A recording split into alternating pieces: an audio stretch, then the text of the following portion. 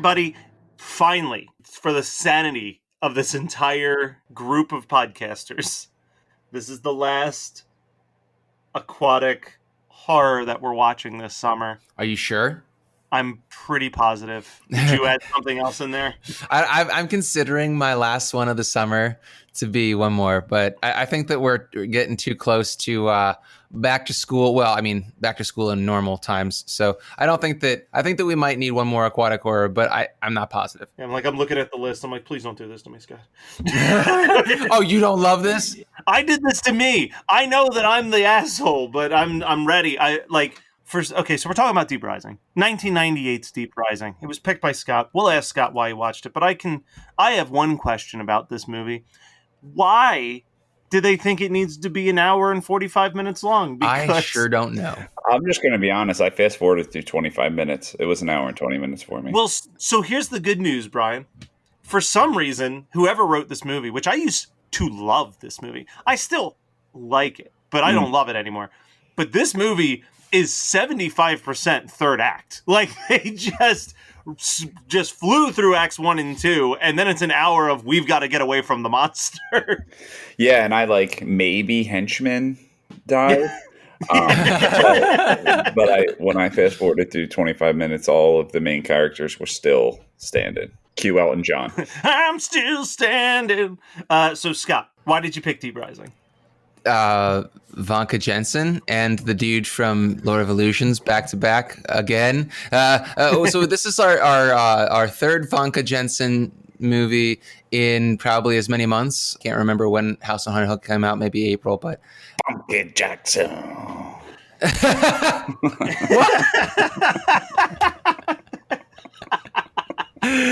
Oh my god, that's such a deep reference point. Yeah, you got to explain that one to me because I thought it was just him being weird. It's from the 10 trailer when he's going through. He starts introducing all the people, but then just gets weirder and weirder with announcing the names. When it comes to her, he's like, Famke Jackson. It's one of the best trailers I've ever seen. But yeah, it's some good shit. One of these days, we should actually try to... The problem is, I would say we should try to pick it for Patreon, but I also think that it's such an obscure movie that no one would actually end up voting for it. No, shit, dude, we had to watch Buckaroo Banzai. That was well known. That's a beloved sci-fi action movie. Are you sure? But he did pick it after Ready Player One came out, and I think people like me were I've never seen this movie, but I at least know that it exists because I just watched this movie. Yeah. That could have been it too. And I sure didn't watch Ready Player One. So, funny little side note about Buckaroo Banzai. I went through I found a container of old comics and was looking through them. And what do I find but Buckaroo Banzai, The Adventures of Buckaroo Banzai comic book 2 of 2. It was the comic adaptation of. Yes. I might just save that and give it to Matt because it'll go great with my Freaked comic book adaptation that I have. But I only have 2 of 2. I don't have 1 of 2. So that's fine. I love collecting shitty. I have the first 15 issues of the Fright Night comic book series because the first 6 is just an adaptation of the first Fright Night movie, and then the rest are Monster of the Week, Tales of the Boy and Vincent just going on a search to find other vampires to kill. That sounds amazing. It was a pretty solid comic, I must say. My friend who ran a comic book store was doing a big Memorial Day sale where all of his back issues were 25 cents, and he had the first 16, and I was like, ooh, I'll grab these. You just took all of them? Yeah, I just took the whole run. I was like, all right, 25 cents a comic, that's $4. Let's do this. Hell yeah, dude. That's what I'm talking about. I don't buy comics anymore, but I can fuck with some $25 comics from the 80s. That's how I got almost an entire set of New Mutants. You go to a comic book convention, or you go to a small mom and pop's comic book shop when they're doing some type of holiday extravaganza, and they will you'll always find $1 comics or 50-cent comics because they're just trying to get rid of their back issues.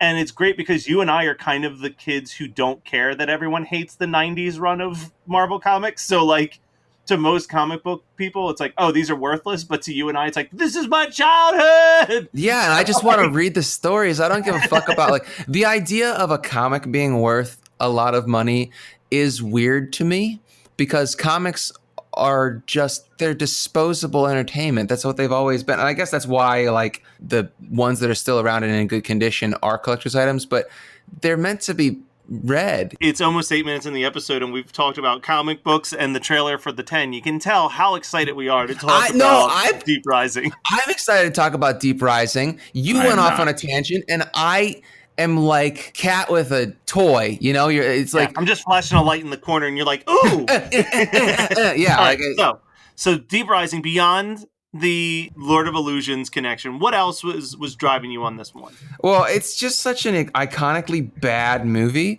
that I was like, well, we're doing aquatic horror, and I remember it being pretty shitty. I didn't even think it was that great in the 90s when I saw it on VHS because the CGI was shitty, but I did remember how gooey the skeletons were, and I was like, oh, Famke Jannsen and gooey skeletons pretty much sells it for me.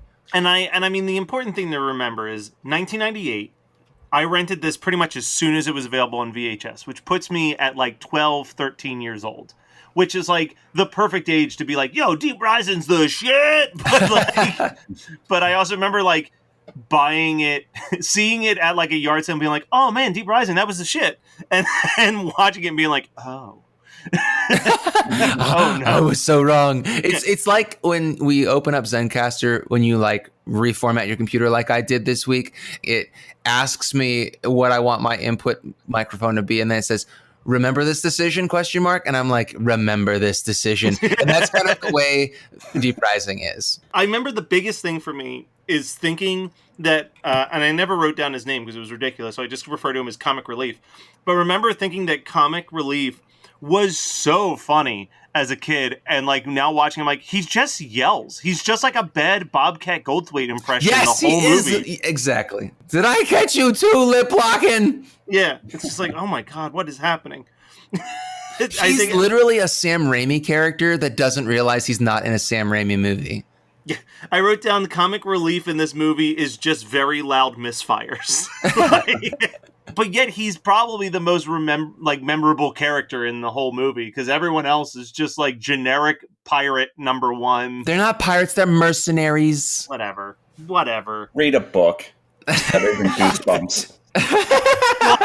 Well, and then the Comic Relief character's girlfriend gets got pretty early in the movie. Chick with the muscles. With the muscles. I do enjoy how much these monsters love eating ass because it doesn't happen just once. Well, it's like it gets the girlfriend, and like the thing that bothers me more than that, like it's very unceremonious when she dies. I feel like I remembered her living a lot longer, but like when he finds out that she's dead, it's like little more than a shrug. Like he's just like, huh. Oh, his girlfriend. Yeah. I thought you were talking about the girl that got Tommy Boyd. No, she didn't get Tommy Boyd. She got ghoulied. Yeah. They'll get you in the end. That toilet death was like the whole trailer for this movie back in 1998. Great times. I don't actually remember the trailer. I don't know how I found out about this movie. I must have been, I was about to say I must have been working at the video store, but I wasn't. I was probably just there all the time. So do you want to know how I remember the trailer? Because this is Matt Kelly's a super cool cat type story. All right, let's hear it. Embarrass yourself. Every Saturday morning, I would run downstairs at like 6 a.m. because on E, they had a show called Coming Attractions, where for 30 minutes, they just play trailers for movies that were coming out soon. I hate you. I do. I don't like you. And I think it's important that I let you know that. Let's talk about trailers because I have nothing to talk about this movie. And then we'll get back to the movie. I just want to point out something. And Amazon Prime, if you're listening, I appreciate if you don't have a trailer at hand to just take a clip from a movie. But could you try a little harder? Because every time I'm like, I wonder if this movie's good. And it's a horror movie too.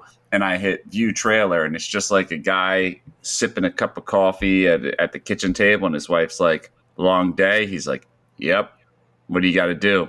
Go to work. And then it just fades out. And I know nothing about the movie I'm about to watch. Well, I think that there are two things that you need to realize here. One, that's kind of like the antithesis to all of the trailers that show you everything and suck.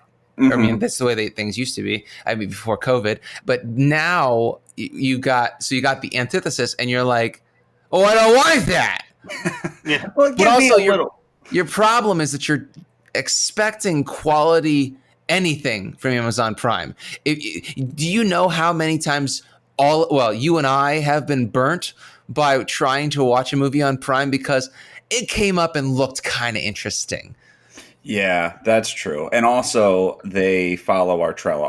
I'm positive that Amazon Prime has access to our Trello, and they're like, okay, let's see. They're going to record this movie in March. Okay, so February we'll take it off Prime. Yeah, no shit. They're going to try to watch it. They are assholes. I shouldn't have sent them that invite. Yeah. So, I mean, this movie's got like 7 villains in it. But let's talk about the rich yacht cruise ship owner villain who is introduced in this movie when the monster hasn't attacked yet. And he gives this speech where he's declaring it toast, and he's like, so delightful, so wonderful, so rich. And then like the whole crowd just laughs.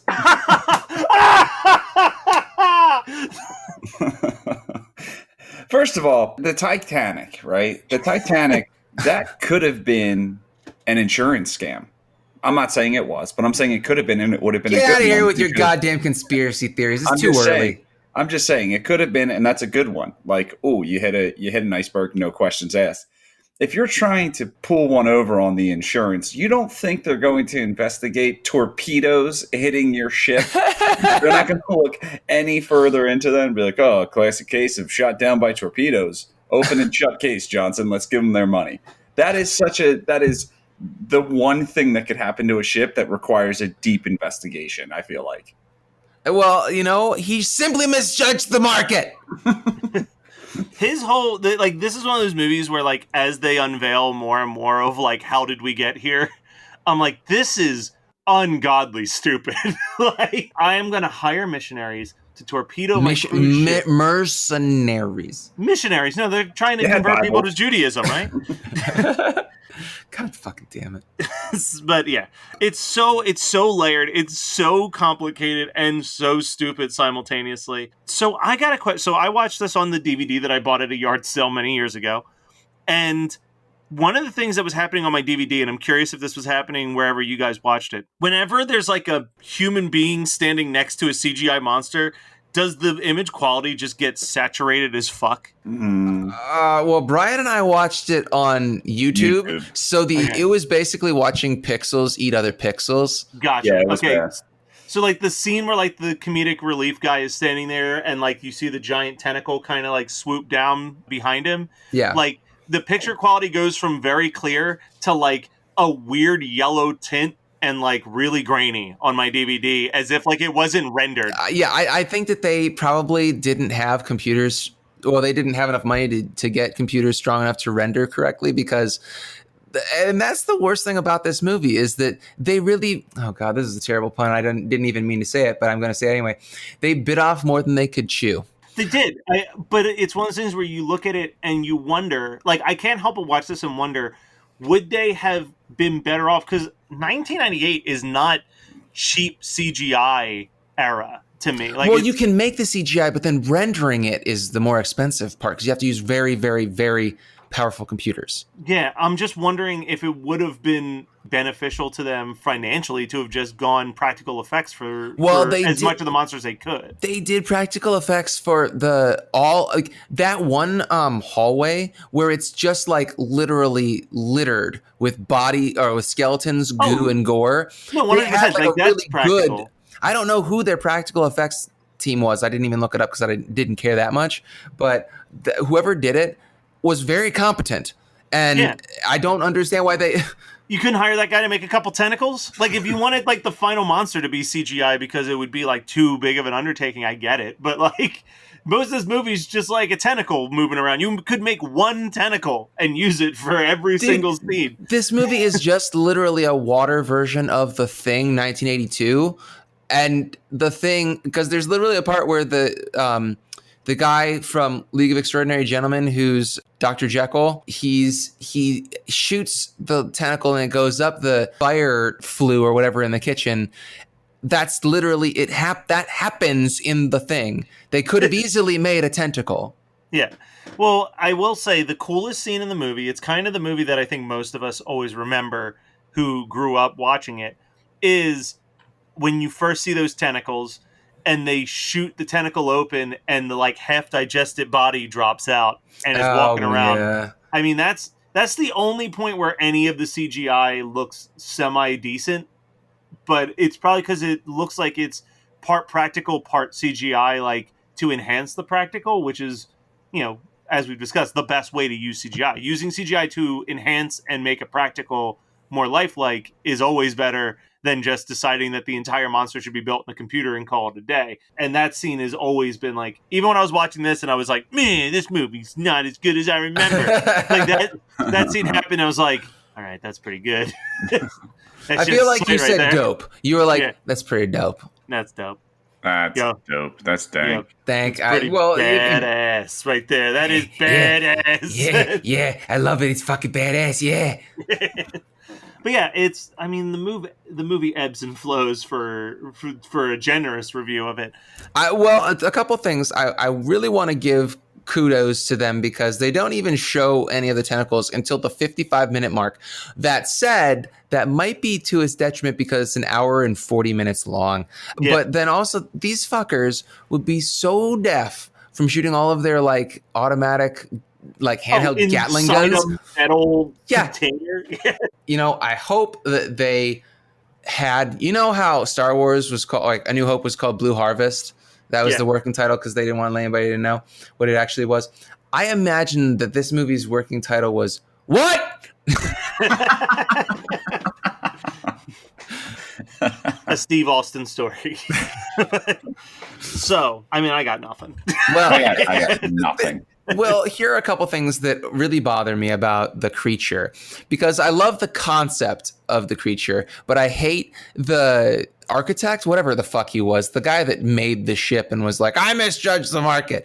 He knows about the miniature versions of, before you get the huge surprise that it's actually like an elder god sea creature. He's like, they're 30,000 meters, they're a foot long, you do the math. And I'm like, I don't do math, so why don't you explain it to me? But also, he just has like this weird exposition where he's literally just an asshole, except for that one point where he's like, oh, I have all this wonderful knowledge that we then completely threw away. But we're, like, it really bugs me that how would a deep sea creature have vocal cords? Because and it roars. Because even though, like, this is a really loud, abrasive movie. When I was watching it, I was really uncomfortable, not because it was making me like nervous or there was tension of any sort.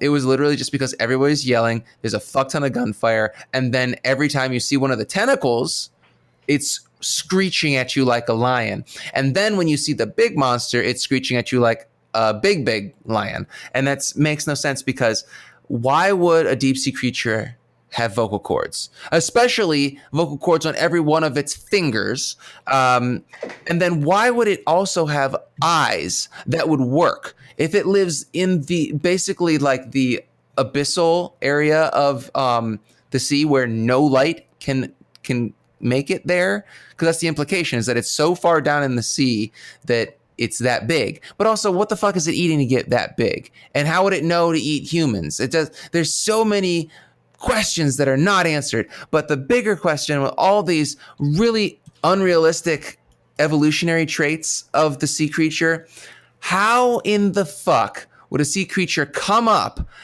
from the depths, be that big and gelatinous, and not explode from decompression? I mean, these are all the questions we need to have answered in Deep Rising 2, Electric Boogaloo. Yeah, but then the other question I have, which is a little bit more technical from like an electrical perspective, is can you really open an elevator door or like an electric door by shooting the fuck out of the controls? Someone's had to have done it. Yeah, Treat Williams did it in A Deep Rising. I like to call Treat Williams the K-Mart lawnmower man. Oh, see, I saw him as kind of the K-Mart Bill Paxton. He wishes he was the K-Mart Bill Paxton. He's like the Walmart Bill Paxton at most. I feel like Kmart is lower than Walmart, my friend. Probably. I don't know. I haven't left the house in a bit, so I can't really do these rankings anymore. All right, so anything else? They washed up on Skull Island. That's the last Yes. thing I have to say. Yes, they did, and what a ballsy move! Hoping for a sequel to this one, guys. They just wanted to they probably like rented that lion sound effect, and they were like, "Fuck, we got to use it." Yeah, we're getting our money's worth out of this Yeah, goddamn thing. We'll be back to this week's episode, but first, let's talk about this week's sponsor, Best Fiends. Best Fiends has taken over my days, evenings, and nights. Wake up, Best Fiends. Lunch break, Best Fiends. Podcasting, Best Fiends. Going to bed, Best Fiends. It's that perfect casual gaming experience that I need to keep me happy and moving forward each day. I love all my little teammates, but specifically my boy Howie. You Best Fiend players out there know what I'm talking about. My squad has helped me climb to level 545 in a matter of months, and the sky is the limit on where I'll be next. There's plenty of levels and a new challenge always ahead of me. So engage your brain with fun puzzles and collect tons of cute characters. Trust me, with over 100 million downloads, this 5-star rated mobile puzzle game is a must play. Download Best Fiends free on the Apple App Store or Google Play. That's friends without the R, Best Fiends. And now, back to the show. Scott, you picked this. What's your double feature with this? Well, am I trying to salvage my night or just make it stupider? Your call. Mine's definitely making it stupider. Mine's salvaging.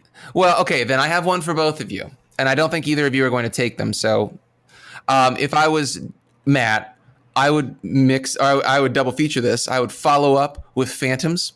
Okay. Dean Koontz's Phantoms, starring Ben Affleck. He was the bomb in Phantoms. Phantoms has, I will stand by, Phantoms has a really good first, 25 minutes. Yeah, so does the book. Yeah, it just falls off a fucking cliff after that. Man, fucking Roanoke and all that. Oh, god damn fucking Phantoms. Dean Koontz, that's the K-Mart Stephen King there. That's my hot take. But then also, if I'm trying to save my night, I'm going to watch Underwater from 2020 because that movie was the bomb. That was mine. Oh, really? I'm sorry. It's all right. I had a backup. I'll go. Well, then I'll let you go because I have a backup and I don't want to be the one that takes yours. Go. Well, Scott ruined my night because I was going to. So I had Underwater in hand, and Scott said, "No, that's mine." So then I said, "Okay," and then I picked up Deep Star 6. Oh, yeah. An almost pick on this show for 250 plus episodes. I'll probably pick it eventually. I'm sure you will. Honestly, I thought that the trailer, so I always remembered that cover. And then something in my brain told me that cover was for, I'll wait until you say yours, but I thought it was for a different movie that we had already done. Oh, no, I haven't done it. No, you can say, because Okay, Leviathan. So I just assumed, we already did that. And then I was like, wait a second, we had not. So my night's going to get progressively worse from Deep Rising, because Deep Rising is a big, loud, dumb movie, but it's kind of fun. It's got its moments. So I'm sitting there watching that cruise ship just get decimated, and I'm like, man, there's another movie that started off with a pretty gnarly massacre of a ship, and then it just fucking falls off a cliff after that. So I'm going to pop in Ghost Ship and at least watch the first 15 minutes. Dude, yeah. But then maybe just tell everyone to get the hell out of my house. That's another movie that has way too much CGI. Way too much. And again, really only good for the first couple minutes, and then it's like, oh no, now we've only got the remaining survivors fighting this ghost ship, and I could care less. Yeah, and you could do a triple feature. You know, you start with Deep Rising, do Ghost Ship, and then you do Triangle. Yeah. Oh man, Triangle's so much fun. Is it though? The other one that I was tempted to pick as a double feature was Alien, just for when they shoot the tentacles and all the acid sprays on them. But does that acid actually burn the one dude, or is he just grossed out? Shit, that's the thing that bothers me. It's like, oh man, they're introducing the fact that they can't even shoot the creature, and it's like, no, they can do whatever they want. Oh, you know what? We did forget one major thing in this movie while reviewing it. So real quick, pause. We're going to jump back to the movie for a second. Treat Williams flying out of an exploding ship on a Sea-Doo. on a Sea-Doo jet ski thing, which became the cover of the movie, was the final shot of the movie. Yeah, I guess there's a theatrical poster is a gigantic monster eye, which I think is a much cooler poster That's a personally. superior poster to Treat Williams just riding, like the guy riding a bomb at the end of Doctor Strangelove, riding this jet ski through an explosion. All right, so back to what we normally do at this point of the show. Scott, so what is something that you watch that you want to say, hey, check it out? Well, I want to stay with the water monster shit. And I had the weirdest craving to rewatch Pacific Rim. And it is so dumb and so fun that I was like, fuck, I never watched Pacific Rim 2 Uprising. So I watched that, and that was a mistake. Yeah, Pacific Rim 2 is real bad. Fucking John Boyega he's so charming and gives his all in everything, but he couldn't save that movie. I fast forwarded through so much of that movie. I wonder if Pacific Rim 2's working title was Robot Jocks.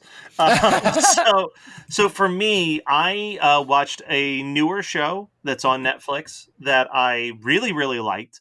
At the time, it was like one of the top 10 trending shows on Netflix, but it dropped from there like the following week, which I hope means that people haven't just decided, not for me. And if you didn't check it out, I recommend watching Never Have I Ever, which is a really fun, cute, like teen show type thing about a girl trying to reinvent herself as a popular kid.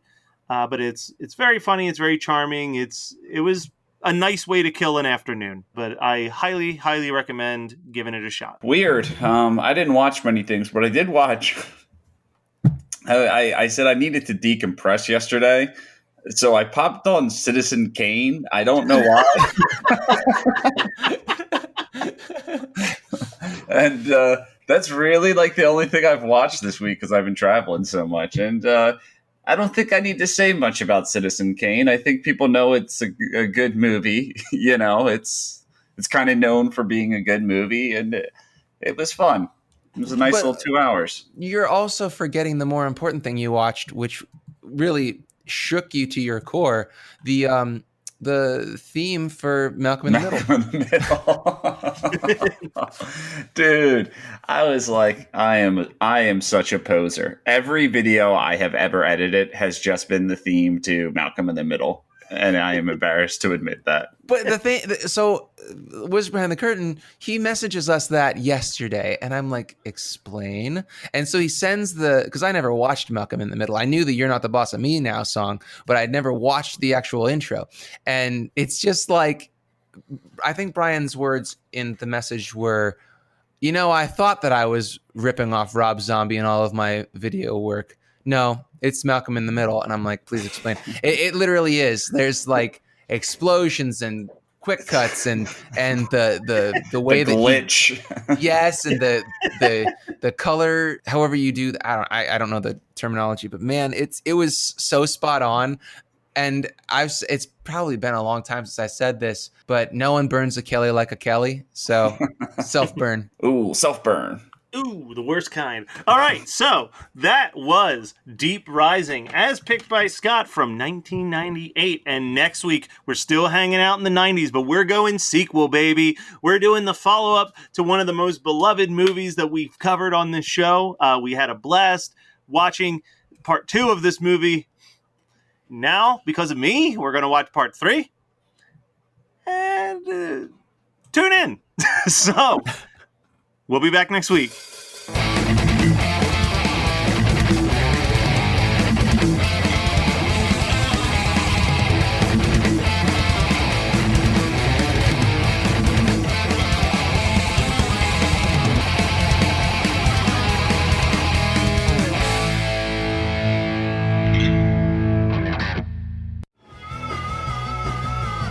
You're listening to the Geekscape Network.